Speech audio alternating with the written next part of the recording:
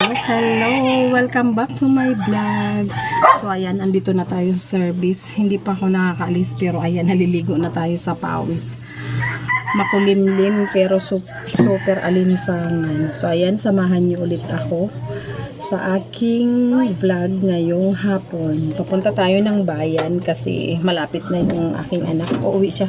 Kaya mo yung pawis ko nang kumikinang na yung kulay ko para nang naka-lotion o naka-oil. So ayan, niyayaya ko ang aking pamangkin.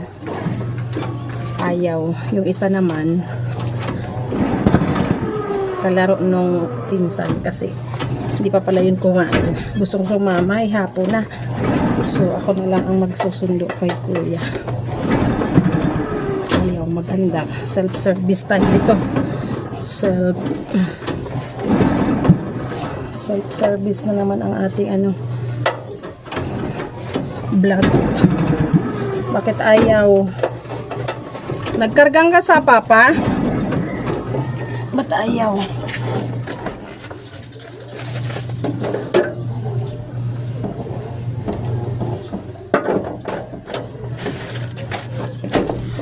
Ang init.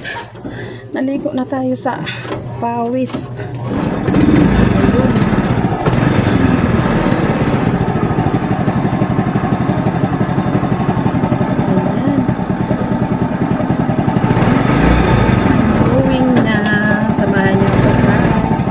May aso pa. May sumingit pang aso.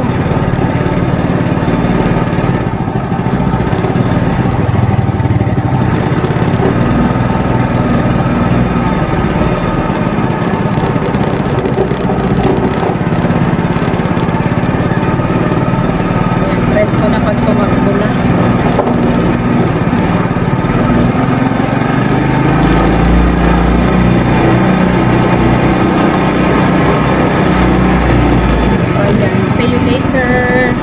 Kasi wala akong videographer. Ayaw sumama ni Bunso.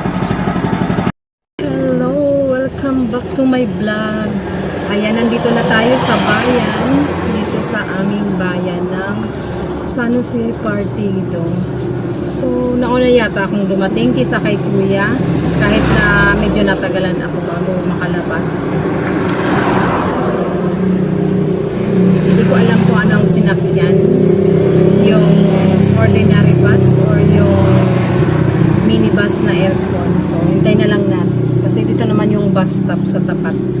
Sa tapat kung saan ako nag-park. So, wait natin. Ang tatawag naman yun kung nakababa na. Kasi sasamahan ko si kuya. May pupuntahan kami doon sa Pau. Sa RTC. Notaryo siya. So, meron kasing pupuntahan si kuya. Part ng kanyang studies para mas lalong lumaki yung kanyang knowledge. Ayan. Pupunta daw sila sa UP for 2 weeks or 3 weeks sa UP Diliman. So, kailangan niya nang magpapirma sa akin ng parental consent. Then, meron siyang papanotaryuhan. So, dito na kami sa Pau kasi libre lang yung notaryo dyan.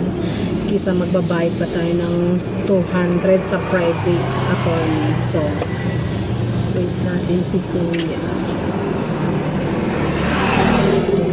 So, support lang tayo sa mga plano, mga pangarap ng ating mga anak. So, si kuya, hindi ako na naghihigpit kay kuya kasi ano na siya ngayon, 20 na. Nung May, nag-20 na si kuya. So, ano na siya, mag third year college na. So, alam niya yung tama at mali and alam niya yung limitation niya. So, ang kinaganda kay kuya ay hindi muna siya nag-jowa-jowa. Hindi muna siya nag-girlfriend. And ang dami niyang friend na babae. So, nakafocus talaga sila. Nakafocus yung mga anak ko sa pag-aaral, sa pangarap nila, para sa future nila, sa future namin magiging na. So, ayan, mag-third year na si kuya. Then, todo support tayo. minsan na medyo bitin yung financial na bigay ko sa kanya, pero kinukulit niya naman yung daddy niya para sa allowance niya at sa mga bayarin. So ako naman ay nakatutok sa pang-araw-araw ni Nikki. Ayan nga, habang wala si Nikki, kami ni Kuya ang magbabanding. Si Nikki, ang aking bunso, ay nasa diet. Hinatid ko sila nung isang araw dun sa mga nauna kong vlog. Ayan. Kasama si Nikki dun sa mga youth na nasa Camarines Norte. May bus bang paparating? So, ayan. So, kami muna ni Kuya ang magband.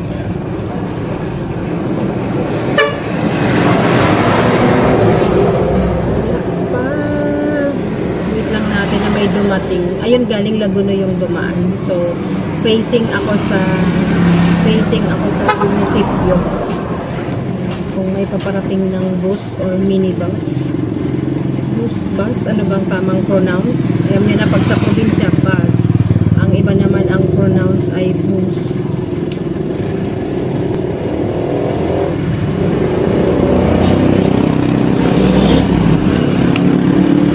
Mas pwede mag-vlog dito sa kalsada.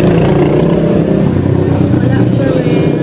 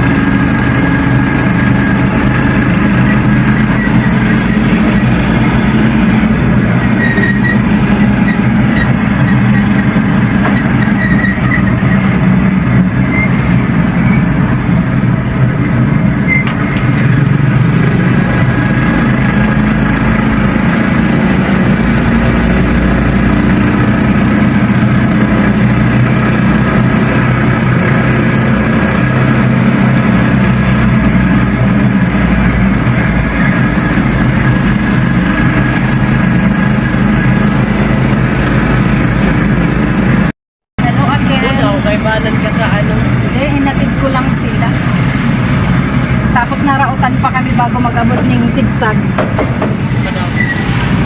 Dahil naggana yung gas. Dahil naggana. Siguro mga 30 minutes kami naghintay para maayos. Ayan yung sinundo ko guys. Oh. Pero babalik lang siya. So kanina hindi na ako nakapag video kasi naghabol kami sa mga law office. So tatlo yung napuntahan namin, mga sarado na dahil hapon na nga. So kailangan niya pang bumalik dahil may tatapusin pa siyang mga requirements. Galing kami sa PAO doon sa San Jose. Kaso pag mga ganyan palang waiver ay hindi pwede sa public. So kailangan private attorney. So nakarating kami dito sa Goa. And okay naman, may nadatnan kami pang-apat. And mura lang pala pag estudyante. Kasi pag sa pag yung mga documents or mga nawala, 200 yan. Pag estudyante pala, 50 lang hiningi sa akin. So, kaya hatid ko na siya sa terminal. Then, mag-snack kami. Papunta na kami ng terminal. Doon din yung Hepa Link. Yun yung tindahan ng mga street food or night market dito sa Goa.